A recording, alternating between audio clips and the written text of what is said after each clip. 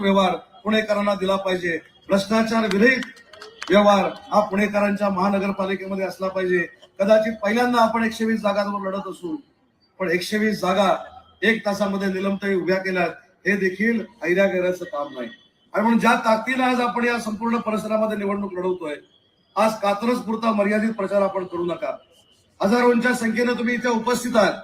पुण्यामध्ये जिथे तुमचे नातेवाईक आहेत, जिथे जिथे तुमचा संपर्क आहे, जिथे जिथे तुमचा गोतावळा आहे, तिथे सांगा की यावेळी एकनाथ शिंदे साहेबांच्या शिवसेनेला म्हणजे धनुष्यबाणाला आपल्याला मतदान करायचं आहे आणि भाकरी परतवायची आहे, परिवर्तन करायची आहे, भ्रष्टाचाराला मूठमाती द्यायची आहे. त्याच्यामुळे आपण विकासात्मक काय करणार आहोत हे पुणेकरांना सांगितलं पाहिजे. मी मागच्या सभेमध्ये देखील सांगितलं, नमेश बाबांना आता देखील सांगतो की आपल्याला कोणावर अजिबात टीका करण्याची आवश्यकता नाही. आपण विकासाची कामं काय करणार आहोत हे जनतेला सांगितलं पाहिजे आणि विकासाची कामं करतच आपण जनतेची मनं आणि मतं जिंकली पाहिजेत. या मताचे एकनाथ शिंदे साहेब आहेत. टीका करण्याचं काम या संपूर्ण पुणे आणि पिंपरी चिंचवड महानगरपालिकेमध्ये अजित दादा करतायत, त्यांना ते करू दे. मोठे 2 पक्ष भांडतायत, त्यांना भांडू देत. एकामेकाची बदनामी करतायत, ते करू देत. आपण विकासाचा मुद्दा घेऊन पुणेकरांकडे जाऊ, पुणेकरांना सांगू आमचे उमेदवार गरीब असतील, आर्थिक त्यांच्याकडे पाठबळ कमी असेल, पण विकास करण्याची ताकद आणि विकास करणारं पाठबळ एकनाथ शिंदे साहेबांचं 100% त्यांच्या सोबत आहे. हा विश्वास आपण पुणेकरांना दिला पाहिजे. आणि पुणे ही सांस्कृतिक राजधानी आहे, पुणे ही शैक्षणिक पंढरी आहे. पुणेकर विचार करून मतदान करतात. त्याच्यामुळे यावेळी 15 तारखेला विचार करून मतदान करत असताना पुणेकर सगळ्याच्या सगळं मतदान बाळासाहेबांचं प्रेम असलेल्या पुणे महानगरपालिकेचं मतदान हे धनुष्यासमोरच्या बटनाला करेल, हा विश्वास आजच्या वातावरणात आपल्याला सगळ्यांना दिसतोय. आज आलेल्या प्रत्येकाच्या डोक्यावर शिवसेनेची टोपी आहे. आज प्रत्येकाच्या गळ्यामध्ये शिवसेनेचा मफलर आहे. पण जरी ही टोपी शिवसेनेची असली तरी या उमेदवारांच्या वतीनं मी तुम्हाला शब्द देतो, जे नगरसेवक शिवसेनेचे निवडून येतील ते कधीही पुणेकरांना टोपी घालणार नाहीत. ते विकासात्मकच काम करतील आणि विकासातनं तुमची मतं जिंकतील. हा देखील विश्वास त्यांच्या वतीनं या ठिकाणी मी देतो. आज मोठ्या संख्येनं आपण या ठिकाणी जमला त्याबद्दल आपल्या सगळ्यांचे आभार मानतो. आणि आश्चर्य एवढ्या गोष्टीचं आहे की भर 12च्या उन्हामध्ये चांदण्यात बसल्यासारखे तुम्ही बसलेला आहात. हे तुमचं शिवसेनेवरचं प्रेम आहे. काही लोकांना माणसं गोळा करावी लागतात, काही लोकांना माणसं गोळा करत असताना दादागिरी करावी लागते, काही लोकांना माणसं गोळा करत असताना पैसे द्यावे लागतात. पण एकनाथ शिंदे साहेबांवरचं प्रेम पैशाच्या पलीकडे कसं आहे. 12:30 वाजता 1 वाजता मगाशी 7,000चा आकडा सांगितला होता, आता तो 10,000पर्यंत गेलेला आहे. 10,000 लोक आपल्या नेत्याला बघायला 12:30च्या उन्हामध्ये कसे असतात हे कोणाला जर बघायचं असेल तर कासरला यावं लागेल. आणि म्हणून पुणेकरांना मला हात जोडून एक विनंती करायची आहे. मगाशी जसं सांगितलं की शैक्षणिक पंढरी म्हणून पुण्याकडे बघितलं जातं, सांस्कृतिक पंढरी म्हणून पुण्याकडे बघितलं जातं. एकदा एकनाथ शिंदे साहेबांना संधी द्या, एकदा सर्वसामान्यांच्या नेत्याला संधी द्या, एकदा शेतकरी कुटुंबातला जो मुख्यमंत्री होता आता जे उपमुख्यमंत्री आहेत त्यांना एकदा संधी द्या आणि पुण्याचा विकासात्मक कायापालट आपण करा. एवढीच विनंती या सभेच्या निमित्तानं आपल्याला करतो. आज फार मोठ्या संख्येनं, हजारोंच्या संख्येनं या ठिकाणी आपण आलात, त्याबद्दल आपल्या सगळ्यांचे आभार मानतो. आणि पुढच्या 2 मिनिटांमध्ये माननीय एकनाथ शिंदे साहेबांचं आगमन या सभास्थळी होतंय, किंबहुना त्यांचं आगमन झालेलंच आहे. मी आपल्या सगळ्यांना विनंती करतो की उभं राहून माननीय एकनाथ शिंदे साहेबांचं टाळ्यांच्या गजरामध्ये स्वागत करावं. साहेबांचं आगमन 2 मिनिटांमध्ये या ठिकाणी होतंय. आणि चांगलं शिवसेनेचं गाणं लावा ना. आता आगमन झालं शिवसेनेचे, अखंड महाराष्ट्राचे, जरा गाणं बाजू, शिवसेनेचे, लोकांचे लोकनाथ अडकांचे.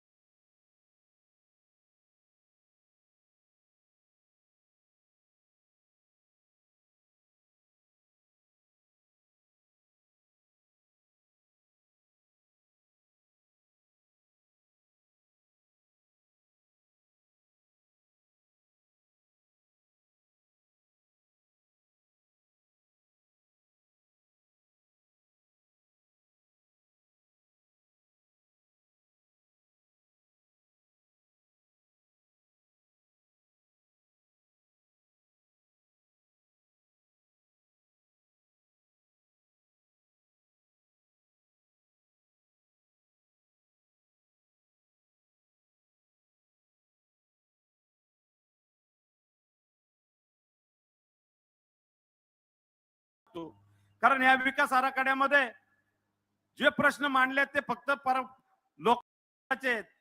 समस्या आमच्या भरपूर आहेत. आज 3पट टॅक्स आहे साहेब, हे खातं बी आपल्याकडेच आहे. ह्या 3पट टॅक्सने आमचं कंबरड मोडले, सर्वसामान्य जनता वेटीस धरलेली आहे. 3पट टॅक्स मुळे आम्हाला चक्रीवाढ व्याजाने 10x10च्या घराला 13-13 लाख रुपये टॅक्स येतोय साहेब. आम्ही जगायचं तरी कसं? आम्हाला या गावामध्ये तीन आमदार 2 खासदार आहेत, आज 17 नगरसेवक आहे. एवढं असून सुद्धा आम्हाला राजकीय पाठबळ आणि इच्छाशक्ती नसलेल्या पक्षसंघ आम्ही असल्यामुळं आमच्या वाट्याला कायम दुःखद गोष्टी आल्या साहेब. 250 MLD पाणी इथं उपलब्ध आहे, पण आम्हाला फक्त 24 MLD पाणी मिळतं साहेब. आपण जे एक फोन केला तर आमचं 125 MLD पाणी वाढले. आज नवीन टाकीची पाण्याची टाकी उभी केली. त्या पाण्याच्या टाकीमध्ये साहेब 125 MLD पाणी आम्हाला उद्याच्याला उपलब्ध होणार आहे. त्याबद्दल साहेब आपलं मनापासून धन्यवाद. आम्ही रात्रभर पाणी करून मरतो साहेब, पण आमच्या अडचणी कोणी समजून घेतल्या नाहीत.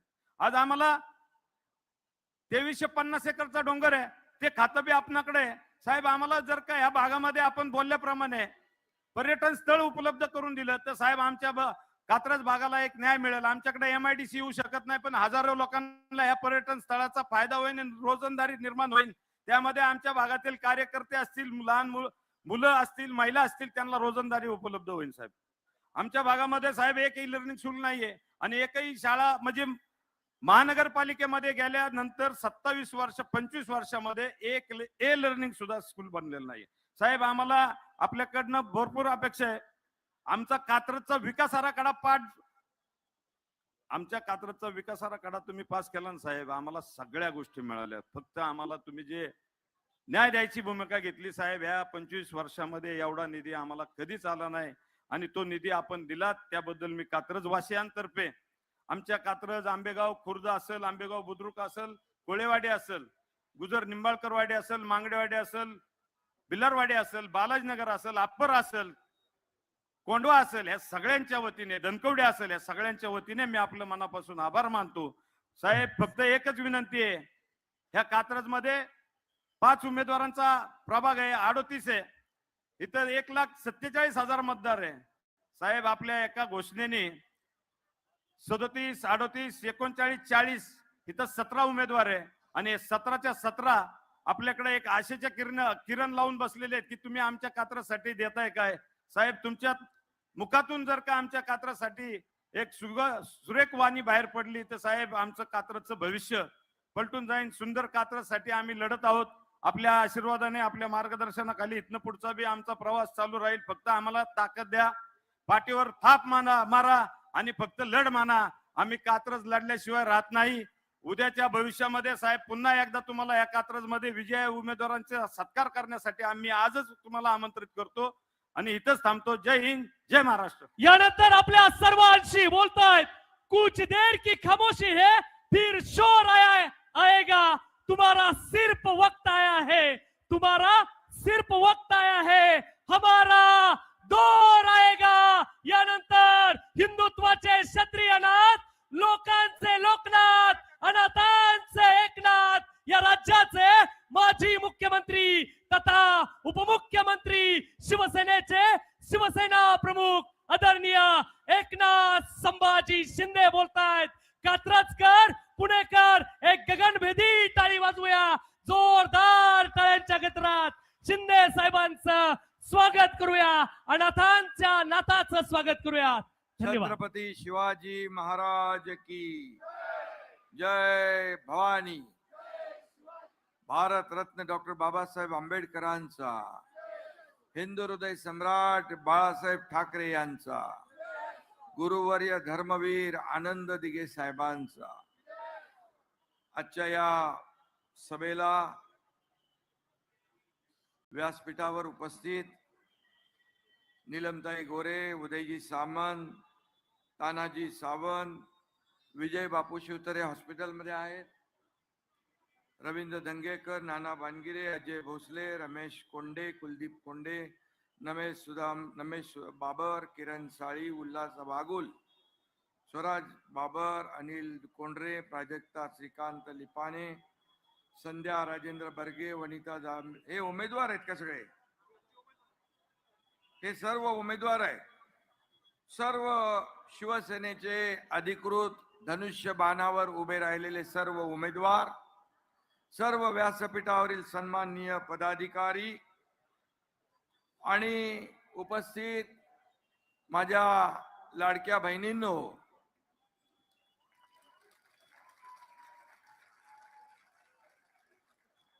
आणि लाडक्या भावानो,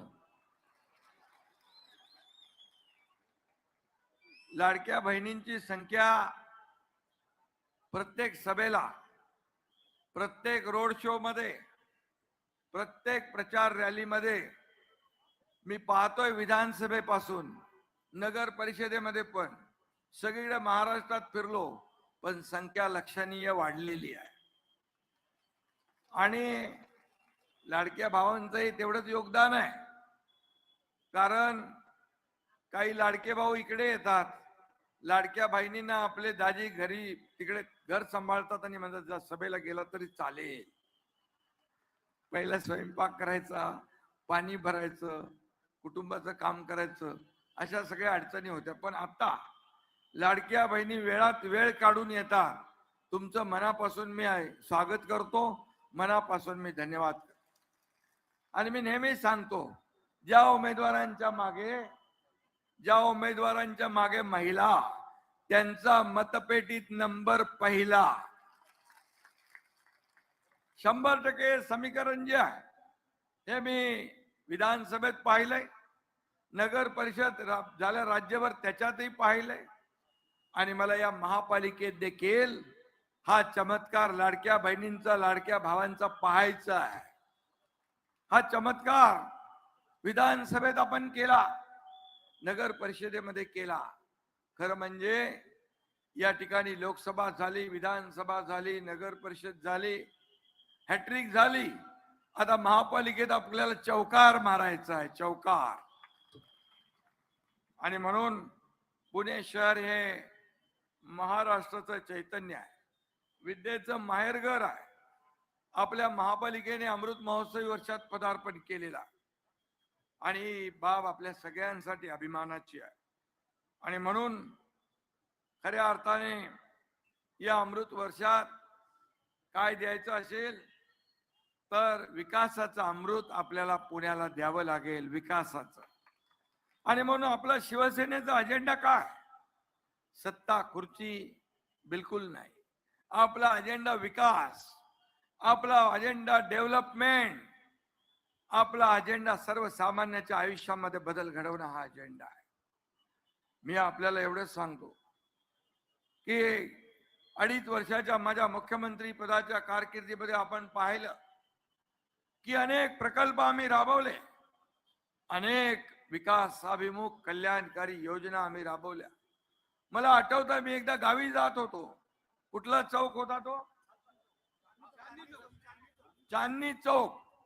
मी गावी जाताना चांदणी चौकामध्ये लोक थांबले होते, आणि मला त्यांनी लोकांनी थांबवलं आणि म्हणाले आमच्या व्यथा ऐकून घ्या.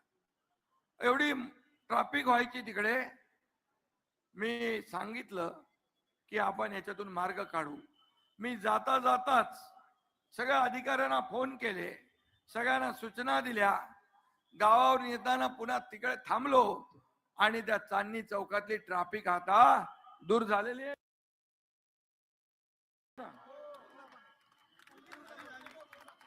दूर झाली. आता इथली कात्रजची करायची.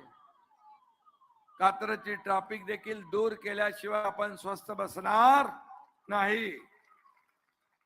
आणि म्हणून या ठिकाणी आपण शिवसेना स्वबळावर आपण लढतोय.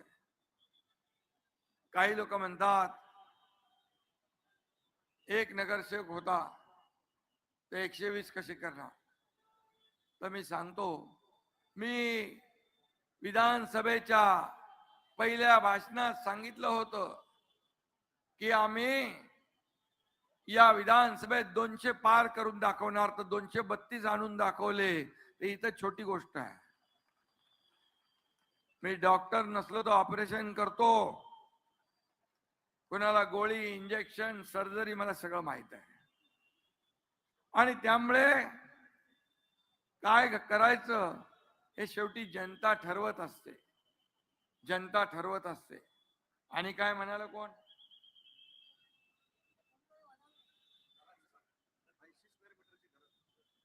आणि मी आपल्याला एवढंच सांगतो, एकनाथ शिंदे बोलतो ते करतो.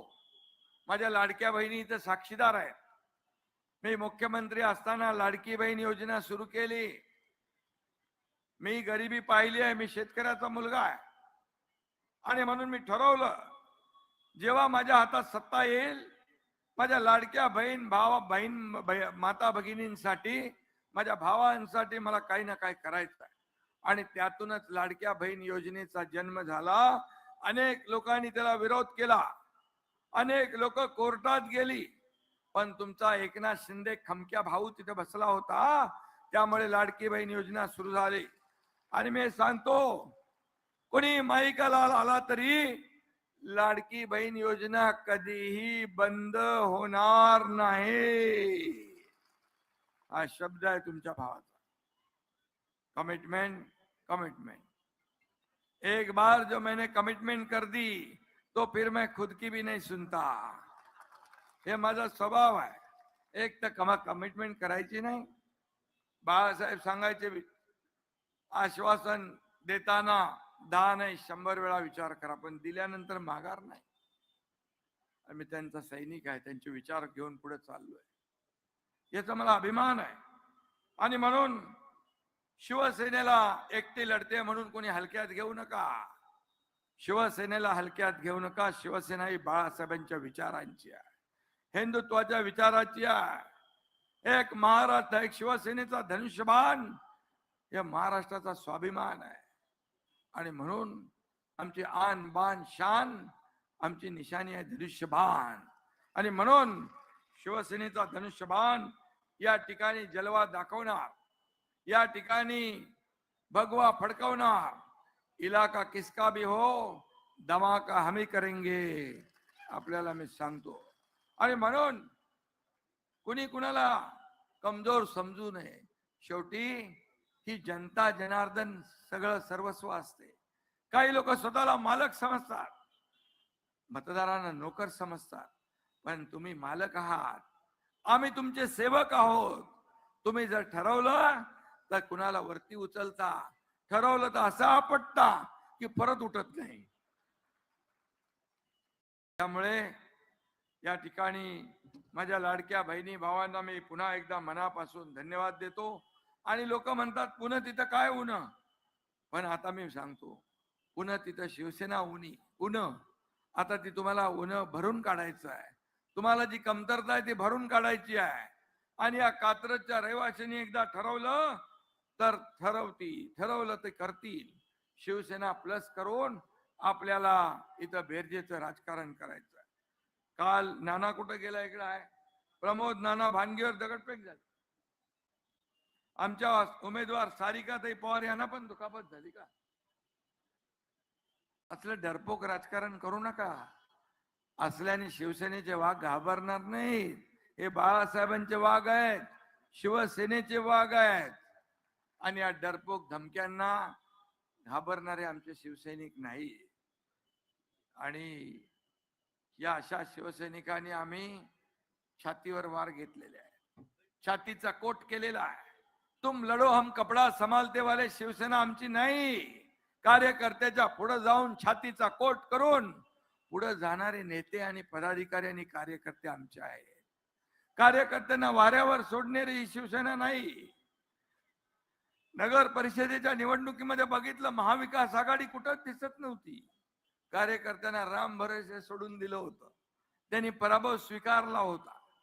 पण कार्यकर्त्यांच्या मागे उभं राहण्याचं काम हा एकनाथ शिंदे केल्याशिवाय राहणार नाही. हा शब्द मी आपल्याला देतो. शिवसेना हा कार्यकर्त्यांचा पक्ष आहे. इथं कोणी मालक नाही, नोकर नाही, आपण सर्व सहकारी आहोत. मी मुख्यमंत्री होतो तेव्हाही मी कार्यकर्ता म्हणून काम केलं.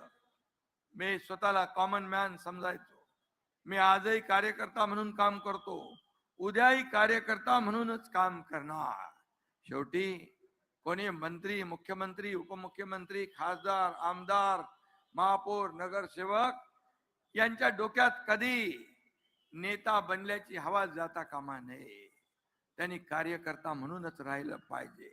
त्याचे पाय जमिनीवरच असले पाहिजे, तरच कार्यकर्त्याची नाळ अधिक मजबूत होते, नाहीतर कार्यकर्त्याची नाळ तुटत जाते. सर्वसामान्य माणसाची नाळ तुटत जाते. आणि म्हणून मी नेहमी सांगतो, कार्यकर्ता बनून, जमिनीवरचा कार्यकर्ता बनून काम करा. या सर्व कार्यकर्त्यांच्या जीवावर ही सर्व मंडळी, ही निवडणूक कार्यकर्त्यांची आहे. आणि म्हणून ही कार्यकर्तेच आपल्याला जिंकून देत असतात. निवडणुकीमध्ये हेच आपला हा बॅकबोन असतो. पार्टीचा कणा कार्यकर्ता असतो, गट प्रमुख असतो, बूथ प्रमुख असतो, शिवसैनिक असतो. त्याला जपलं पाहिजे, त्याला वाढवलं पाहिजे, त्याच्या संकटात धावून गेलं पाहिजे. त्याची एवढीच अपेक्षा असते नेत्याकडून. आणि म्हणून तेवढं आपण सांभाळलं, हा कार्यकर्ता आपल्यासाठी वाटेल ते करण्याची तयारी असते. जीवाची पर्वा करत नाही, जीवाची बाजी लावण्याचं काम तो करत असतो. आणि म्हणून कार्यकर्ता मोठा झाला पाहिजे, कार्यकर्त्याला मान सन्मान मिळाला पाहिजे. माझ्या लाडक्या बहिणींना बघा, आता मान सन्मान मिळाला. त्या आत्मनिर्भर झाल्या, स्वतःच्या सहीने पैसे काढण्याचा अधिकार त्यांना मिळालाय. आणखी एक आम्ही निर्णय घेतला. आपलं पहिलं नावाच्या पुढे वडिलांचं नाव होतं. आता आपल्या नावाच्या पुढे पहिलं आईचं नाव, नंतर वडिलांचं नाव. हा देखील ऐतिहासिक निर्णय आपण आपल्या सरकारने घेतला. अनेक निर्णय घेतले. एसटी मध्ये 50% सवलत, मुलींना उच्च शिक्षण मोफत देण्याचा निर्णय, किती निर्णय घेतले, अनेक निर्णय घेतले. शेतकऱ्यांसाठी निर्णय घेतले, व ज्येष्ठांसाठी निर्णय घेतले, युवकांसाठी निर्णय घेतले. आणि म्हणून लोकाभिमुख कल्याणकारी योजना करणार हे आमचं सरकार. आणि माझ्याकडे तरी आज नगर विकास मंत्री म्हणून मी आहे, गृहनिर्माण मंत्री मी आहे. कोणीतरी इथं आश्वासन दिलेलं आहे, 500 फुटाच्या घरात खालच्या घरांचं टॅक्स काय कमी करणार, म्हणून माफ करणार म्हणून संकल्प केलाय. संकल्प काय करायचा मी आपल्याला सांगतो. नगर विकास विभागाच्या अखत्यारीतला तो प्रश्न आहे. गोर गरिबांचं, छोट्या घर मालकांचं, छोट्या घरांचं टॅक्स हा माफ करून टाकू आपण. अरे बघतो करतो वगैरे काय नाही, माझ्या डिक्शनरी शब्द कारण माझ्याकडे नाही. No reason on the spot decision. सगळं पटकन करून मोकळं आहे.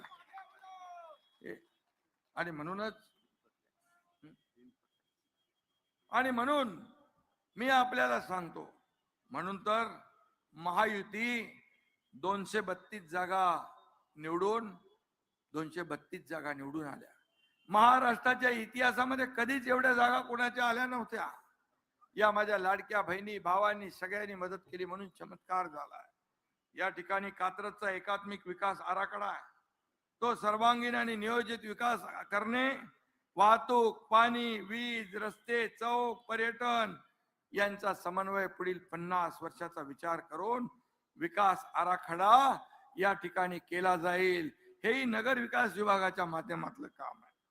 शिवसृष्टी ते खडी मशीन चौक परिसराचा देखील त्याच्यामध्ये समावेश असावा अशी मागणी आलेली आहे. आणि कात्रज चौक विकास कामं, उड्डाण पुलाच्या कामामुळे चौकातील वाहतूक विस्कळीत झालेली आहे. रस्त्याची अपूर्ण व चुकीची नियोजन प्रक्रिया, प्रशासनाच्या या ठिकाणी ज्या ज्या काही त्रुटी आहेत त्या दूर करण्याचं काम आपण करू. आणि वाहतूक ट्रॅफिक मुक्त पुणे आपल्याला करावं लागेल, ट्रॅफिक मुक्त कात्रज आपल्याला करावं लागेल. आणि त्यासाठी जे जे काय करायचं ते आपण करू. पाण्याची समस्या आहे, विद्युतची समस्या आहे. गेल्या अनेक वर्ष जे लोक सत्तेत होते त्यांना विचारलं पाहिजे, बाबा काय या समस्या राहिल्यात, कशासाठी या समस्या राहिल्यात, आणि म्हणून त्या सोडवण्याचं काम आपण करू. कात्रज चौक ते गुजरवाडी फाटा रस्ता रुंदीकरण करण्याची आवश्यकता आहे. त्याला देखील जे काही निधी लागेल तो निधी देखील दिला जाईल. आणि म्हणून 3 पट टॅक्स, कुंटेवारी कायदा, कात्रज भागातील ग्रामपंचायत गावांवर 3 पट टॅक्स लावायला. तीन पट कशासाठी? शास्तीकर. मी आपल्याला सांगतो, मूलभूत सोयी सुविधा नसताना जादा कर आकारणी होते. हा अन्याय आहे, तो दूर करा अशी मागणी आहे. मी आपल्याला सांगतो, ही शास्ती इतर शहरांमध्ये आपण जशी रद्द केली तशी या शहरात देखील शास्ती रद्द केली जाईल. नगर विकास विभागाच्या माध्यमातून जे जे काय आपल्याला करता येईल ते आपण करू. या ठिकाणी काय शिवकालीन निसर्गरम्य पर्यटन स्थळाची आवश्यकता आहे. क्रीडांगण, ई लर्निंग स्कूल, शासकीय रुग्णालयासाठी निधी, या ठिकाणी जांभूळवाडी तलाव सुशोभीकरण, जॉगिंग ट्रॅक, या ठिकाणी क्लस्टर योजना, हे सारे योजना पुण्यामध्ये मोठ्या प्रमाणावर झोपडपट्ट्या आहेत. आणि एसआर आणि म्हाडा हे गृहनिर्माण विभागाकडे आहे. मी नमेश आपल्याला सांगतो, त्याचा मंत्री मीच आहे. त्यामुळे हे सगळे प्रश्न सुटले जातील, सोडवले जातील, हा शब्द मी आपल्याला देतो. आणि म्हणून या ठिकाणी कुठल्याही परिस्थितीमध्ये आपल्याला जे जे करायचं ते आपण करू. मी आता ज्या दिवशी तुम्ही मला सांगितलं या ठिकाणी विकास कामांसाठी पैसे पाहिजे, मी तात्काळ उदय सामंतजींना सांगितलं आणि माझ्या नगर विकास विभागातून 10 कोटी रुपये प्रभाग 38 मध्ये पाणी पुरवठा योजनेसाठी तात्काळ मंजूर केले. 25 कोटी रुपये रस्त्यांसाठी मंजूर केले आचारसंहिता लागायच्या आधी. त्याचबरोबर 58 कोटी रुपये जांभूळवाडी तलाव सुशोभीकरण आणि जॉगिंग ट्रॅक साठी मंजूर आपण केले. आणि म्हणून 159 कोटी नरेगाव, जांभूळवाडी, कोळेवाडी, भिलारेवाडी, मांगडेवाडी, गुजर, निंबाळकरवाडी या गावाच्या ड्रेनेज लाईन साठी देखील 159 कोटी आपण मंजूर केले. असे 252 कोटी मंजूर झाले. मला सांगा, तुम्ही सत्ता आणली तर किती पैसे भेटतील सांगा?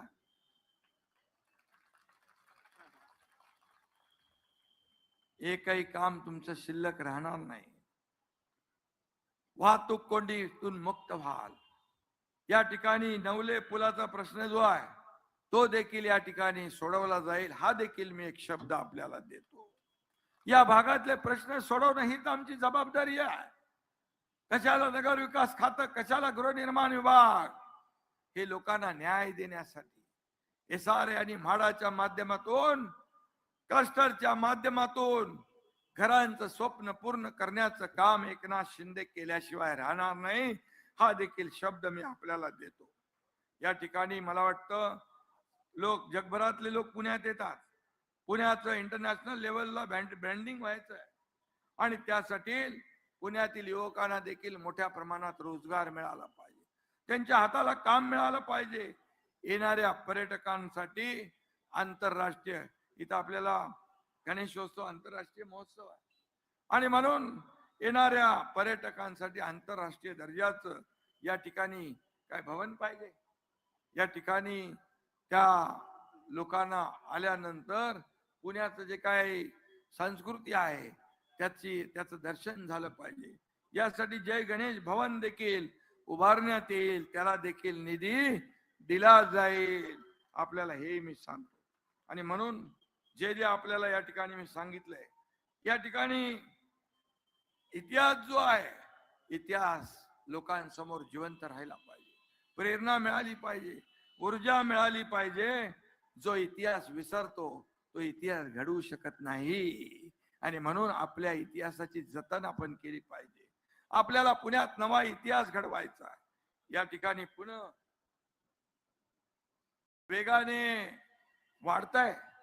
वेगाने वाढतंय आणि त्यासाठी सोयी सुविधा देण्याचं काम आपल्याला करावंच लागेल.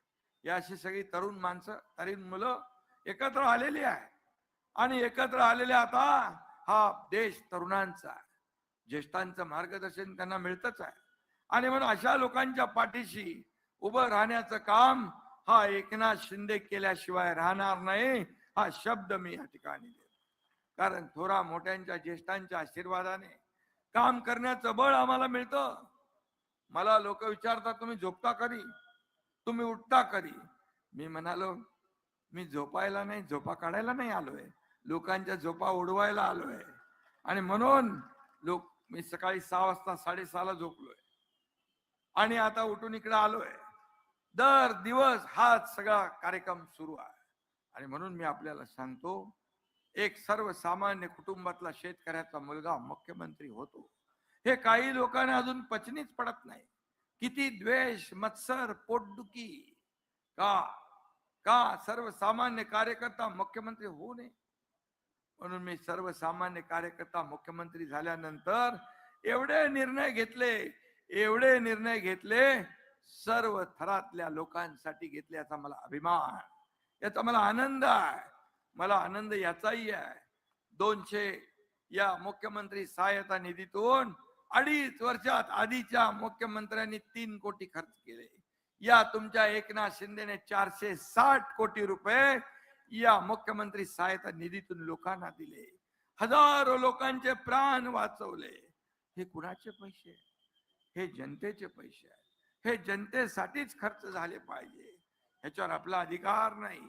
आणि म्हणून या ठिकाणी मी आपल्याला एवढंच सांगतो, जास्त काही सांगत नाही, पण मी आपल्याला एवढंच सांगेन की या ठिकाणी पुनर्विकासाचे प्रश्न असतील, रस्त्याचे प्रश्न असतील, पिण्याच्या पाण्याचे प्रश्न असतील, वाहतूक कोंडीचे प्रश्न असतील, डम्पिंग ग्राउंडचा प्रश्न असेल, या सगळ्या प्रश्नांना या ठिकाणी वाचा फोडली जाईल आणि ते सोडवले जातील.